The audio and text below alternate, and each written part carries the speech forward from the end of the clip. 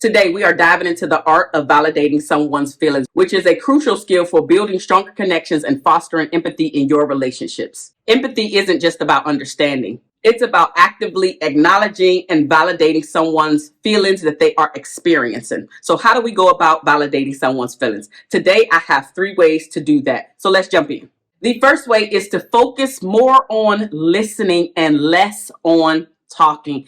A lot of times we have a tendency to either interrupt, interject, or just speak off too fast because we don't want to either lose what we have to say, or we're just not really giving the person the opportunity to express exactly what it is that they are trying to say in that moment. And so a way to validate someone's feelings is for you to just silence yourself, to calm your nerves down and allow the person to fully express the idea or the thing that they're trying to get you to understand in that moment. So here's what this looks like. You and your partner, or you and someone that you value their opinion, you value their ideas, you value your thoughts, right? And so at the end of them expressing this very thing, right? They got out full details, everything. You didn't interrupt. You didn't put your point in there at that moment, at that time. What you did is you remained silent. And you just listened. Maybe you need to take some notes so you can ask follow-up questions just in case they weren't asked. But really, it's just allowing the person to say, I hear you. I see you. That's how we validate someone, when we are talking less and listening more. The second thing is to fully focus on what the person is saying in that moment. A lot of times we're not focusing on what the person is actually saying in that moment. What we're doing is trying to look for the area in which we can jump in and say the thing that we think we need to say in that moment.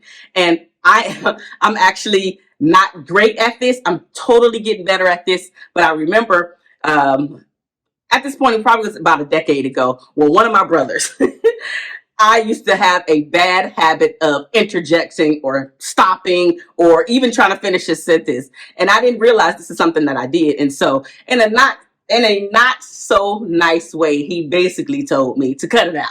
Right? Like, he didn't curse me out or anything, but he was on the brink.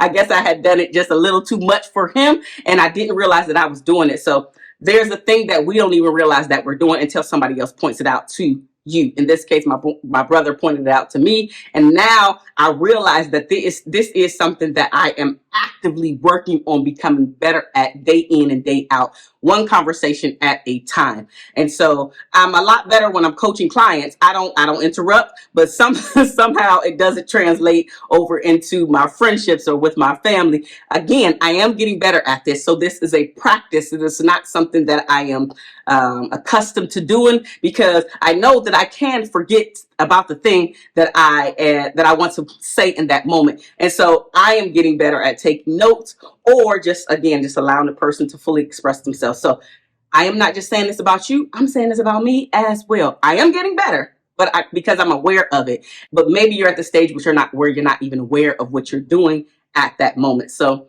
I am bringing the awareness to you here today. Fully allow the person to express what they need to express. Here's what I know and even believe. If and when you give the person the opportunity to fully express their idea, the thing that they're talking about in that moment, most of the time your questions are actually answered if you just allow them to tell the story in which they want to relay it to you. So sometimes they don't answer the question, and I get that. But most times they answer the question if we just give them the opportunity to fully express themselves. The third way to validate someone's feelings is to respond with clarifying questions.